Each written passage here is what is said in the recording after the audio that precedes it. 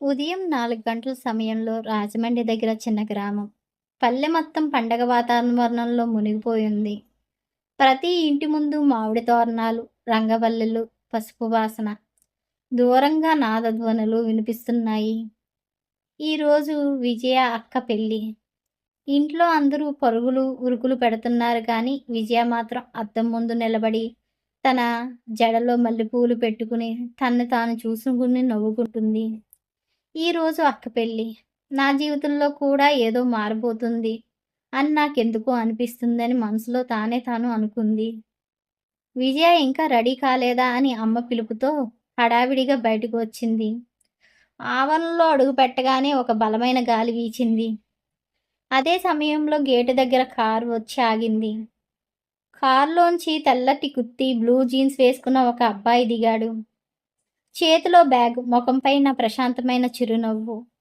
వచ్చిన వెంటనే ఎవరూ చెప్పకుండానే సామాన్లు దించడం మొదలుపెట్టాడు. అమ్మా, ఇతనెవరు అని విజయ మెల్లగా అడిగింది. పెళ్ళికొడుక్కి వరసకి తమ్ముడవుతాడంట. అతని పేరు రాజు. ఆ పేరు వినగానే విజయకు ఏదో తెలియని ప్రశాంతత కలిగింది. రాజు ఒక్కసారి తలెత్తి చూశాడు. ఇద్దరు చూపులు క్షణం పాటు కలిశాయి. ఇద్దరూ వెంటనే చూపులు తిప్పుకున్నారు. అన్నా, ఈ పూలబుట్ట ఎక్కడ పెట్టాలి అని ఒక పిల్లవాడు వచ్చి అడగగానే రాజు నవ్వుతూ బుట్ట తీసుకుని లోపలికి నడిచాడు. విజయ కూడా అదే దారిలో వస్తుంది. ఇద్దరూ ఎదురెదురుగా వచ్చి ఢీకొన్నారు. పూలన్నీ నేల మీద చెల్లాచెదురుగా పడ్డాయి. సారీ, ఇద్దరూ ఒకేసారి చెప్పారు. ఒకరినొకరు చూసుకుని నవ్వేశారు. మీరు ముందు చెప్పుంటే నేను చూసుకుని వచ్చేవాణ్ణి కదా అన్నాడు రాజు. మీరు చూసుకుని ఉంటే నేను సారీ చెప్పవలసిన అవసరం రాకపోయేది కదా అంది విజయ. అంటే తప్పు నాదేనంటారా అన్నాడు. ఆ, సగం మీది సగం పూలబుట్టది అంది ఆమె. రాజు గట్టిగా నవ్వేశాడు. మీరు చాలా డేంజర్ అనిపిస్తున్నారండి. ఎందుకు అంది. మాటలతోనే ఓడిచ్చేస్తున్నారు అన్నాడు. విజయ చిరునవ్వుతో అక్కడి నుంచి వెళ్ళిపోయింది. కానీ వెళ్ళిపోయింది ఆమె మాత్రమే. ఆమె నవ్వు మాత్రం రాజు మనసులో ఉండిపోయింది. మధ్యాహ్నం పెళ్లి ఇంట్లో అందరూ పనుల్లో బిజీగా ఉన్నారు. రాజు భోజనం చేయకుండా అతిథులకు సర్వ్ చేస్తున్నాడు. విజయ దూరం నుంచి గమనిస్తుంది. ఎంతసేపు పని చేస్తున్నాడు కానీ తినటం లేదు అనుకుంది. 5 నిమిషాల తర్వాత ఒక ప్లేట్లో వేడి అన్నం, పప్పు, చారు, ఆవకాయ పెట్టుకుని అతని దగ్గరికి వచ్చింది. ఇది ఎవరికో తెలుసా అంది. అతను తెలీదు అన్నాడు. మీకే అంది. నాకు ఆకలి లేదండి అన్నాడు. అబద్ధం చెప్పినప్పుడు కళ్ళలోకి చూసి చెప్పాలి అంది. రాజు ఆశ్చర్యంగా ఆమె వైపు చూసి నాకు ఆకలిగా ఉందని ఎలా కనిపెట్టారు అన్నాడు. మీరు వచ్చినప్పటి నుంచి అందరికీ భోజనం పెడుతున్నారు, కానీ మీ ప్లేట్ ఖాళీగా ఉంది అంది. రాజు కాసేపు నిశ్శబ్దంగా ఆమెను చూశాడు. ఎవరైనా ఇలా గమనిస్తారా అని మనసులో అనుకుంటున్నాడు. విజయ మెల్లగా అంది. మిమ్మల్ని ఇష్టపడే వాళ్ళు గమనిస్తారులేండి అని. మనం తిన్నామా లేదా అని అడిగారంటే వాళ్ళకి మీరంటే ఇష్టం ఉన్నట్టే అంది. ఆ మాట విన్న రాజు ప్లేట్ తీసుకుని, అయితే మీరు పెట్టిన భోజనం కాబట్టి తింటం నా బాధ్యత అండి అన్నాడు. విజయ నవ్వేసింది.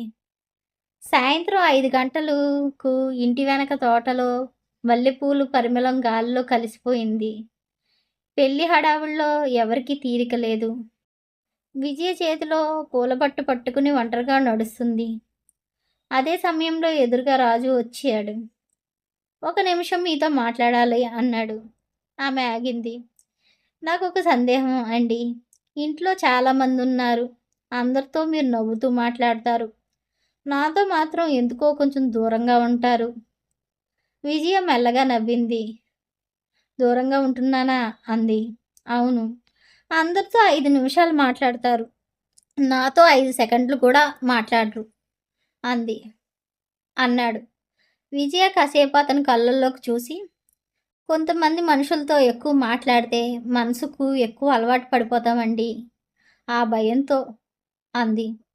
రాజు ఒక క్షణం మౌనంగా నిలబడి, అంటే నేను మీకు అలవాటైపోతానని భయమా అన్నాడు. విజయ వెంటనే చూపు తిప్పుకుని నాకు తెలీదు అని చెప్పి వెళ్ళబోయింది. రాజు పిలిచాడు విజయ అని. ఆమె వెనక్కి తిరిగింది. నేను కూడా ఎవ్వరికీ ఇంత త్వరగా అలవాటు పడలేదండి అన్నాడు. ఆ మాట విన్న విజయ పెదవులపై చిరునవ్వు విరిసింది. రాత్రి పెళ్లి సంగీత్ మొదలైంది. అందరూ డ్యాన్సులు చేస్తున్నారు. పిల్లలు చప్పట్లు కొడుతున్నారు. విజయ మాత్రం మూల కూర్చుని అందరినీ చూస్తుంది. రాజు ఆమె దగ్గరికి వచ్చి చేయి చాపాడు. ఒక డ్యాన్స్ అన్నాడు. విజయ వెంటనే తల అడ్డంగా ఊపింది. నాకు డ్యాన్స్ రాదు. మీరు నవ్వితే చాలు డ్యాన్స్ చేసినట్లే అన్నాడు. మనం ఆనందాన్ని చూడటానికి అందరూ సిద్ధంగా ఉన్నారు రండి అన్నాడు. ఆమె అతని చెయ్యి పట్టుకుంది. ఇద్దరూ సంగీతానికి తగ్గట్టు నెమ్మదిగా అడుగులు వేశారు. చుట్టూ 100 మంది ఉన్నా వాళ్ళిద్దరికీ మాత్రం ప్రపంచంలో ఇంకెవరూ లేనట్లు అనిపించింది. పాట ముగిసిపోయింది. విజయ చేతులు వదిలిపోతుండగా రాజు మెల్లగా అన్నాడు. నీ చేతులు చాలా చల్లగా ఉన్నాయి. భయపడుతున్నారా ఏంటి? అయినా దేనికి భయం అని. విజయ్ లోతుగా ఊపిరి తీసుకుని జీవితంలో కొన్ని పరిచయాలు చాలా అందంగా మొదలవుతాయండి. అవి ఒకరోజు జ్ఞాపకాలై మిగిలిపోతాయి అన్నది. రాజు ఆమె కళ్ళల్లోకి చూస్తూ మెల్లగా అన్నాడు. నేను జ్ఞాపకంగా మిగిలిపోవటానికి రాలేదులేండి. మీ జీవితంలో ఉండిపోవటానికి వచ్చాను అని. ఆ మాట విన్న విజయ గుండెల్లో 1000 గంటలు మోగినట్లయింది. ఆ రాత్రి అందరూ నిద్రపోయాక విజయ మేడ మీదకి వెళ్ళింది. ఆకాశంలో నక్షత్రాలు, గాలి చల్లదనం ఆస్వాదిస్తుండగా వెనక నుంచి అడుగుల శబ్దం వినిపించింది. తిరిగి చూసింది. మీరింకా నిద్రపోలేదా అన్నాడు. విజయ చిన్నగా నవ్వింది. కొన్ని రోజులు దేవుడు చాలా అందంగా రాస్తాడండి. అవి అయిపోతాయేమో అనిపించి నాకు నిద్ర రావటం లేదు. రాజు ఆమె పక్కన నిలబడి అయితే ఆ రోజుల్ని ఇంకా ఎక్కువ చేసుకుందాం అన్నాడు. ఈ రోజు నుంచి మనమిద్దరం వేర్వేరు శరీరాలైనా ఒకటే ఊపిరి. నా ప్రతి శ్వాసలోని మీరుంటారు. మీ ప్రతి గుండె చప్పుల్లో నేనుంటాను అన్నాడు. అలా వాగ్దానం చేసి పెళ్ళైపోయిన వెంటనే రాజు వాళ్ళ ఊరు వెళ్ళిపోయాడు. రాజు ఊరికి వెళ్ళిన 3 నెలలయింది. ప్రతి ఉదయం ఒక ఫోన్, ప్రతి రాత్రి గంటల తరబడి మాటలు, తిన్నావా ఉన్నావా అన్న ప్రశ్నలు. ఒకరోజు రాజు వీడియో కాల్ చేస్తూ నవ్వుతూ అన్నాడు. విజయ నాకు ఒక భయం, ఎప్పటికైనా నువ్వు నన్ను వదిలేస్తావేమో అని. విజయ నవ్వింది. నేను మర్చిపోవడం అంటే నా గుండె కొట్టుకోవటం మర్చిపోవడమే అంది. రాజు మౌనంగా ఆమెను చూస్తూ ఉండిపోయాడు. అలా చూడకు సిగ్గేస్తుంది అంది. నువ్వు సిగ్గుపడితే చాలా అందంగా ఉన్నావు అన్నాడు. కాల్ ముగిసింది. కానీ ఆ రోజు విజయ మనసు ప్రశాంతంగా లేదు. తన ప్రేమ నిరూపించుకోవాలని ఆమె మనసు తహతహలాడుతుంది. మరుసటి ఉదయం ఎవ్వరికీ చెప్పకుండా పట్టణానికి వెళ్ళింది. ఒక చిన్న టాటూ స్టూడియో ముందు ఆగింది. లోపలికి వెళ్ళగానే టాటూ ఆర్టిస్ట్ నవ్వుతూ అడిగాడు, ఏ డిజైన్ వెయ్యాలి మేడం అని. విజయ తన కుడి చెయ్యి ముందుకు చాచి మెల్లగా అంది, ఒక పేరు. ఏం పేరు? విజయ కళ్ళు మూసుకుని నవ్వింది. రాజు. ఖచ్చితంగానా మేడం? టాటూ అంటే జీవితం అంతా ఉంటుంది. విజయ్ లోతుగా ఊపిరి తీసుకుంటూ ప్రేమ కూడా జీవితం అంతా ఉంటుంది, అందుకే ఆ పేరు అంది. సూది మొదటిసారి చర్మాన్ని తాకినప్పుడు నొప్పితో విజయ కనురెప్పలు మూసుకుంది. కానీ పెదవులు మాత్రం చిరునవ్వు చిందించాయి. ప్రతి గీత గీసినప్పుడు ఆమెకు రాజు చెప్పిన ప్రతి మాట గుర్తొచ్చేది. నేను దేవుడితో కూడా పోరాడతాను, కానీ నిన్ను వదలను అని అతను అన్న మాటలు. టాటూ పూర్తయింది. ఆమె చేతిపై అందంగా రాజు అని కనిపిస్తుంది. విజయ ఆ పేరు వేలుతో తాకి కళ్ళల్లో ఆనంద బాష్పాలు తెచ్చుకుంది. టాటూ వేయించుకుని ఇంటికి వచ్చిన విజయ చేతిని దుపటాతో కప్పెట్టుకుంది. కానీ ప్రేమ ఎంత దాచినా దాన్ని విధి బయటపెడుతుంది. ఆ సాయంత్రం వంట చేస్తుండగా దుప్పటా జారి కింద పడిపోయింది. ఆమె కుడి చేతిపై పెద్దగా మెరుస్తున్న రాజు అనే టాటూ అమ్మ చూసింది. విజయ ఏంటిది అని ఆమె వణుకుతున్న గొంతుతో అడిగింది. విజయ గుండె బలంగా కొట్టుకోవటం మొదలైంది. సమాధానం రాలేదు. ఆ సమయంలో నాన్న కూడా వచ్చి ఆమె చెయ్యి పట్టుకుని చూశాడు. రాజు ఎవడు అని గట్టిగా అరిచాడు. విజయ కళ్ళల్లో నీళ్లు నిండిపోయాయి. నాన్న అని చెప్పేలోపు గట్టిగా ఒక చెంపదెబ్బ పడింది. నీ అక్క కాపురంలో నిప్పులు పోస్తావా? వాళ్ళ బంధువునే ప్రేమించావా? నీవు నీ అక్క మొహం ఎక్కడ పెట్టుకుంటుంది? మన పరువు ఏం కావాలి అని నాన్న కోపంతో వణికిపోయాడు. అమ్మ కూడా ఏడుస్తుంది. నీ మీద ఎంత నమ్మకం పెట్టుకున్నాము. ఇదేనా నువ్వు చేసిన పని? అని నేలపై కూర్చుని శోకన్నాలు తీస్తుంది. విజయ మోకాలపై కూర్చుని ఏడుస్తూ అమ్మ మేము ఎలాంటి తప్పు చెయ్యలేదు. మేము కేవలం ఒకరినొకరు ప్రేమించుకున్నాము అంది. ప్రేమ? నీ ప్రేమ కోసం నీ అక్క జీవితాన్ని పాడు చేస్తావా? ఈ విషయం వాళ్ళ ఇంట్లో తెలిస్తే నీ అక్కను తిరిగి పంపిస్తారు. అప్పుడు ఆమె కన్నీళ్లు నువ్వు సమాధానం చెప్తావా అని గట్టిగా అంది. నాన్న కూడా కోపంతో అరిచాడు. ఆ మాట విజయ గుండెల్లో బాణంలా దిగింది. ఆ రాత్రి విజయ వణుకుతున్న చేతులతో రాజుకు ఫోన్ చేసింది. రాజు అని పిలవగానే ఆమె ఏడుపు వినిపించింది. రాజు కంగారుగా ఏమైంది అన్నాడు. ఎందుకు ఏడుస్తున్నావు అని అడిగాడు. విజయ జరిగిందంతా చెప్పింది. చివరిలో ఒక మాట మాత్రమే అంది. రాజు మన ప్రేమ వల్ల మా అక్క జీవితం పాడవుతుంది అంటున్నారు అని. ఫోన్ అవతల కొన్ని క్షణాల నిశ్శబ్దం. తర్వాత రాజు బరువైన గొంతుతో మాట్లాడుతూ విజయ నేను కూడా ఇప్పుడే అమ్మతో మాట్లాడాను. ఏమన్నారు అంది. మనం పెళ్లి చేసుకుంటే నీ అక్క కాపురం నిలబడదు అంది మా అమ్మ. మీ అమ్మ కూడా ఏడుస్తుంది. విజయ్ గుండె ఆగిపోయినట్లయింది. రాజు కళ్ళల్లో నీళ్లు తిరిగాయి. విజయ నేను నిన్ను ప్రాణం కంటే ఎక్కువ ప్రేమించాను కానీ నా ప్రేమ వల్ల నీ అక్క జీవితం నాశనము అయితే ఆ ప్రేమను నేను గెలుచుకోవాలనుకోవట్లేదు. విజయ ఆ మాట విని గట్టిగా ఏడవటం మొదలుపెట్టింది. రాజు అలా అనకు. నువ్వు లేకపోతే నేను బతకలేను. రాజు కూడా ఏడుస్తూనే అన్నాడు. నేను బ్రతకలేను విజయ. కానీ కొన్నిసార్లు ప్రేమించడం కంటే వదిలేయటమే పెద్ద ప్రేమ. విజయ వణుకుతున్న గొంతుతో అడిగింది. రాజు కళ్ళు మూసుకున్నాడు. ఈ రోజు నుంచి నాకు ఫోన్ చేయకు. నన్ను మర్చిపో. ఇంకొకరిని పెళ్లి చేసుకుని సంతోషంగా ఉండు. నిన్ను బాధ పెట్టి ప్రతి మాటతో నేను కూడా చనిపోతున్నాను. కానీ నీ అక్క కన్నీళ్లు మన ప్రేమను కట్టలేదు. గుడ్ బై అని చెప్పి కాల్ కట్ చేశాడు. విజయ మళ్ళీ ఫోన్ చేసింది కానీ this number will switch off అని వచ్చింది.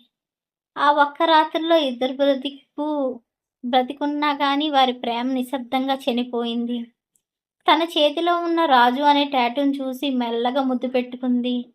ఇది ఇక ప్రేమ గుర్తు కాదు, నా శిక్ష, నా కన్నీళ్ళు. ఇదే నా సమయం.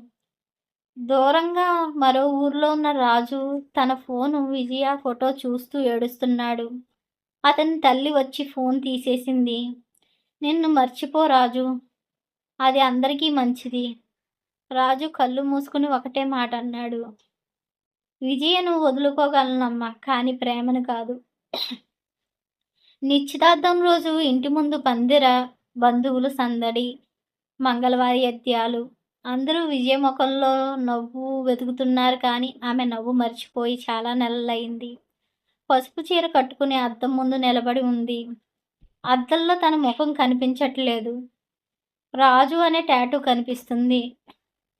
మెల్లగా వేలుతో దాన్ని కన్నీరు తుడుస్తుంది. నువ్వు నా భర్తవు కాలేకపోయావు కానీ నా గుండెల్లో మాత్రం ఎప్పటికీ భర్త నువ్వే రాజు మనసులో అనుకుంది. బయట నుంచి అమ్మ పిలిచింది. విజయ అబ్బాయి వాళ్ళు వచ్చారు. ఆమె గుండె ఒక్కసారిగా ఆగినట్లయింది. బయటకు వచ్చింది. ఎదురుగా వరుడు అభిరామ్. తెల్లటి షర్టు, ప్రశాంతమైన ముఖం. అందరితో మర్యాదగా మాట్లాడుతున్నాడు. కానీ విజయకు మాత్రం అతని ముఖం కనిపించలేదు. రాజు నవ్వే గుర్తొచ్చేది. నిశ్చితార్థం పూర్తయింది. అభిరామ్ ఉంగరం తొడిగాడు. విజయ కూడా తొడిగించుకుంది. చప్పట్లు వినిపించాయి. కానీ ఆమె గుండెల్లో మాత్రం ఏదో విరిగిపోయిన శబ్దం వినిపించింది. రోజులు గడిచాయి. పెళ్లి రోజు వచ్చేసింది. మండపం మొత్తం వెలుతురుతో మెరిసిపోతుంది. విజయ పెళ్లి కూతురు అలంకరణలో దేవతలా ఉంది. కానీ ఆమె కళ్ళల్లో ఆనందం లేదు. కేవలం అలసిపోయిన జీవితం మాత్రమే ఉంది. పూజారి గట్టిగా అన్నాడు, వధువు చెయ్యి ఇవ్వండి. విజయ వణుకుతున్న చేతిని ముందుకు చాచింది. అభిరామ్ ఆమె చేతిని పట్టుకున్న ఆ క్షణం ఆమె దుప్పట కొద్దిగా జారి టాటూ కనిపించబోయింది. విజయ వెంటనే చేతిని వెనక్కి లాక్కుంది. ఎవరూ గమనించలేదు, కానీ ఆమె గుండె మాత్రం భయంతో కొట్టుకుంది. తాళి కట్టే సమయం వచ్చింది. పూజారి మంత్రాలు చదువుతున్నాడు. విజయ మాత్రం కళ్ళు మూసుకుంది. క్షమించు రాజు అని. నా మెడలో తాళి కట్టేది ఇంకొకరు, కానీ నా హృదయంలో నీ స్థానం ఎవ్వరూ తీసుకోలేరు అని మనసులో ఏడ్చింది. 3 ముళ్ళు పడ్డాయి. అందరూ అక్షింతలు జల్లారు, చప్పట్లు కొట్టారు. విజయ మాత్రం తల వంచుకుని నిశ్శబ్దంగా కన్నీరు కార్చింది. పెళ్ళైపోయింది. కారు ఎక్కే ముందు అమ్మను గట్టిగా హత్తుకుని ఏడ్చింది. అమ్మ కూడా ఏడుస్తూ చెవిలో ఒక మాట చెప్పింది, గతాన్ని ఇక్కడే వదిలేసి వెళ్ళు తల్లి, కొత్త జీవితానికి న్యాయం చెయ్యి. విజయ సమాధానం చెప్పలేదు. తన కుడి చేతి చీర కొంగును మరింత బిగుగా కప్పుకుంది. ఎందుకంటే ఆ చీర కింద ఇంకా రాజు అనే పేరు సజీవంగా ఉంది. కారు నెమ్మదిగా ముందుకు కదులుతుంది. కిటికీలోంచి విజయ చివరిసారికి తన ఊరిని చూసింది. అదే సమయంలో దూరంగా రోడ్డు పక్కన ఒక బైక్ మీద రాజు నిలబడి ఉన్నాడు. అతను కారును చూశాడు. కారులో కూర్చున్న విజయను కూడా అతను చూసింది. ఇద్దరు కళ్ళు కలిశాయి, కానీ ఇద్దరు చేతులు ఊపలేదు. ఒక మాట కూడా మాట్లాడలేదు. కొన్ని ప్రేమల వీడ్కోలు ఉండదు, మౌనం మాత్రమే ఉంటుంది. కారు మలుపు తిరిగింది. రాజు కనిపించకుండా పోయాడు. విజయ తన కుడి చేతిని గుండెకి హత్తుకుని మెల్లగా ఏడ్చింది. ఈ రోజు నుంచి నేను ఎవరికో భార్యను, కానీ నా మొదటి ప్రేమ మాత్రం జీవితాంతం బందీనే. అమ్మా విజయ గదిలోకి తీసుకెళ్ళి తలుపు వేసింది. పెద్దక్క కూడా లోపలికి వచ్చింది. తలుపు దగ్గర నిలబడి విజయ ఇద్దరు ముఖాలు చూసి ఏదో జరిగినట్టు అర్థం చేసుకుంది. విజయ అడిగింది, ఏమైందమ్మా అని. అమ్మ మెల్లగా ఆమె కుడి చేతిని పట్టుకుని టాటూను చూసి కన్నీళ్ళు తెచ్చుకుంది. విజయ ఈ టాటూ అత్తగారింట్లో ఎవరైనా ఎక్కడైనా చూశారనుకో అంది. విజయ నిశ్శబ్దంగా తల వంచుకుంది. తెలుసమ్మా. అప్పుడు నువ్వు ఒక మాట కూడా తడబడకూడదు. విజయ ఏం చెప్పాలి అంది. అమ్మా, మా పెద్దన్నయ్య పేరు రాజేష్, కానీ ఇంట్లో అందరం ప్రేమగా రాజు అని పిలుస్తాము. అన్నయ్య అంటే నాకు చాలా ఇష్టం, అందుకే అన్నయ్య పేరు టాటూ వేయించుకున్నాను అని చెప్పు. విజయ కళ్ళల్లో నీళ్లు నిండిపోయాయి. అమ్మా, నేను అబద్ధాలు ఆడలేను. పెద్దక్క, అవును విజయ, అబద్ధమే. కానీ ఈ ఒక్క అబద్ధము 2 కుటుంబాలను కాపాడుతుంది. అక్క, నా నోటితో అలా నేను చెప్పలేను. పెద్దక్క, చెప్పాలి విజయ. నువ్వు నిజం చెప్తే అందరికీ బాధ కలుగుతుంది. నీకే కాదు, నా కాపురంలో కూడా నిప్పులు పోసిందానివి అవుతావు. విజయ మెల్లగా తలూపింది. సరే అక్క, ఇక నుంచి ఎవరైనా అడిగితే మా పెద్దన్నయ్య పేరు రాజేష్, ఇంట్లో అందరూ రాజు అని పిలుస్తాం. అన్నయ్య అంటే నాకు ప్రాణం, అందుకే ఈ టాటూ వేయించుకున్నానని చెప్తాను. ఆ మాట చెప్పింది విజయ నోరు, కానీ ఆ క్షణంలో విరిగిపోయింది మాత్రం ఆమె గుండె. తన భర్త ఇంటికి వెళ్ళిన తర్వాత రాత్రి 11 గంటలకు గది మొత్తం మల్లెపూల పరిమళంతో నిండిపోయింది. విజయ మంచం అంచున కూర్చుంది. ఆమె గుండె దడదడగా కొట్టుకుంటుంది. చేతులు వణుకుతున్నాయి. తలుపు నెమ్మదిగా తెరుచుకుని అభిరామ్ లోపలికి వచ్చాడు. అతని చూపు ఆమె మీద పడింది. ఆమె కళ్ళు అతని కళ్ళల్లో పడ్డాయి. అంతే, ఇద్దరూ ఒక క్షణం అలాగా చూపులతో ఒకరినొకరు చూసుకున్నారు. అతను మెల్లగా ఆమె దగ్గరికి వచ్చాడు. అతని అడుగుల చప్పుడు లేదు, ఆ నిశ్శబ్దమైన భాష మాత్రమే. ఆమె ముందు నిలబడ్డాడు. ఆమె శరీరం కొంచెం ముందుకు వంగింది. అతను ఆమె పెదవులను నెమ్మదిగా లోతుగా తాకాడు. ఆమెలో ఒక్కసారిగా ఏదో విస్ఫోటనం అయింది. ఆమె చేతులు అతని ఛాతీ మీద పడ్డాయి. అతని గుండె చప్పుడు ఆమె అరచేతులకు తెలుస్తుంది. అంత వేగంగా, అంత బలంగా అతను ఆ ముద్దు లోతుగా చేశాడు. అతను పెదవులు ఆమె పెదవులతో విప్పాయి. ఆమె ఒక్కసారి ఆ ముద్దులో కరిగిపోయింది. ఆమె వేళ్ళు అతని జుట్టులోకి చేరాయి. అతని జుట్టును బిగించి పట్టుకుంది. అతను ఆమె నడుమును మీద ఒత్తుతూ దగ్గరకు లాక్కుని తన పైట లాగేశాడు. ఆమెకి ఇష్టం లేకపోయినా అదే తన జీవితం, అదే తన నిర్ణయం అని అతను చేసే చర్యకు ఆమె అడ్డు చెప్పట్లేదు. అతని కోరికకు ఆమె సహకరిస్తుంది. అతనికి బహుమతిగా తన శరీరాన్ని అర్పించుకుంటూ ఉంది. అలా ఒకరినొకరు తీవ్రంగా హత్తుకుంటున్న సమయంలో చీర కొంగు జారిపోవటంతో రాజు అనే పేరు స్పష్టంగా కనిపించింది. విజయ్ ఒక్కసారిగా చెయ్యి వెనక్కి తీసుకుంది. అది మా పెద్దన్నయ్య పేరు అంది. అభినవ్ ఆమె మాట పూర్తయ్యేలోపు మెల్లగా నవ్వాడు. విజయ, నీ నోరు చెప్పింది నేను నమ్మగలను, కానీ నీ కళ్ళు మాత్రం మోసం చెయ్యలేవు అన్నాడు. విజయ గుండె ఒక్కసారిగా బరువెక్కింది. ఏమంటున్నారు అంది. ఈ టేటు వెనుక ప్రేమ ఉంది, అన్నా చెల్లులు అనుబంధం కాదు. ఆ ఒక్క మాటతో విజయ కళ్ళల్లో నీళ్లు ఉప్పొంగాయి. నన్ను క్షమించండి అని ఏడుస్తూ అతని కాళ్ళ దగ్గర కూర్చుంది. నేను మిమ్మల్ని మోసం చెయ్యాలని కాదు, పరిస్థితులు నన్ను ఇలా చేశాయి. అభిరామ్ ముఖంపై చిరునవ్వు మెల్లగా మాయమయ్యింది. గదిలో నిశ్శబ్దం అలుముకుంది. విజయ కన్నీళ్ళు తుడుచుకుంటూ ఒక్కొక్క అబద్ధం కూడా చెప్పను అని మొదలుపెట్టి, రాజుని మొదటిసారి చూసిన రోజు నుంచి ప్రేమ, విడిపోవటం, టాటూ, బలవంతం, పెళ్ళి అన్నీ ఒక్కొక్కటిగా చెప్పడం ప్రారంభించింది. ప్రతి మాటలోని అభిరామ్ ముఖంపై మెరిసిన చిరునవ్వు మెల్లగా మాయమైపోతూ వచ్చింది. విజయ చెప్పే ప్రతి నిజం అతని గుండెలో కత్తిలా దిగుతుంది. చివరి మాట పూర్తయ్యేసరికి గదిలో మళ్ళీ నిశ్శబ్దం అలుముకుంది. అతను కొన్ని క్షణాలు విజయ వైపు చూస్తూ నిలబడ్డాడు. ఆ చూపులో ప్రేమ లేదు, నమ్మకం విరిగిపోయిన బాధ మాత్రమే ఉంది. నెమ్మదిగా లేచి తలుపు తెరిచాడు.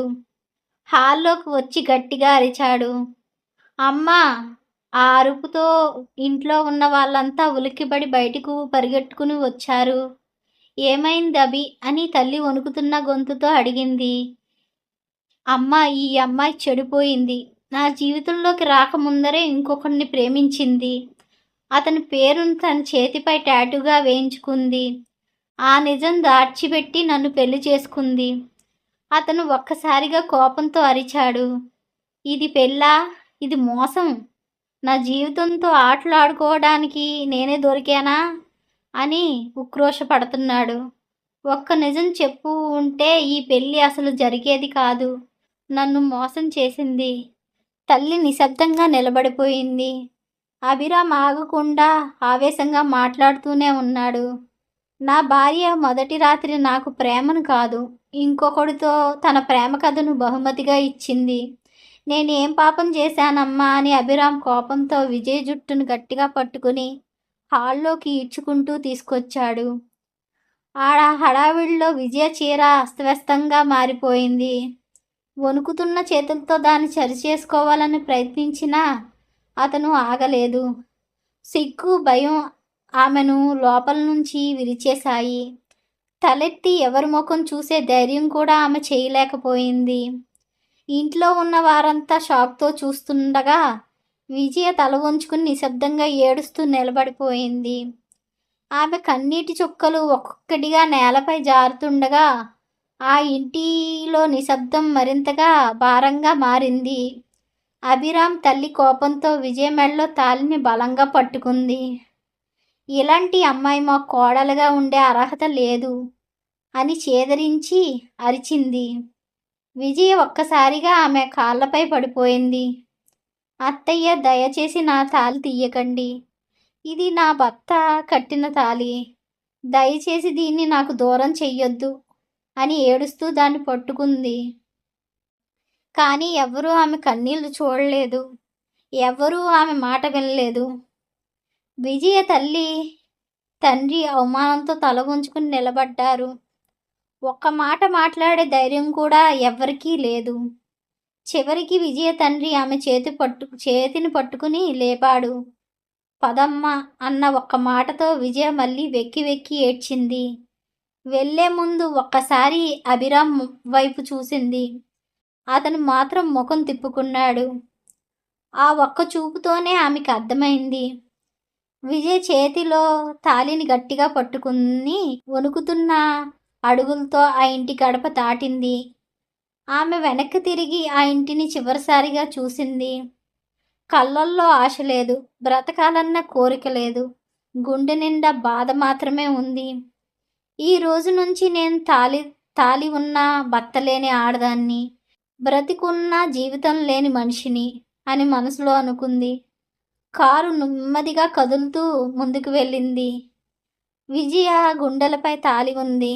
కళ్ళల్లో కన్నీళ్లు ఉన్నాయి. గుండెల్లో మాత్రం రాజు జ్ఞాపకాలు ఉన్నాయి.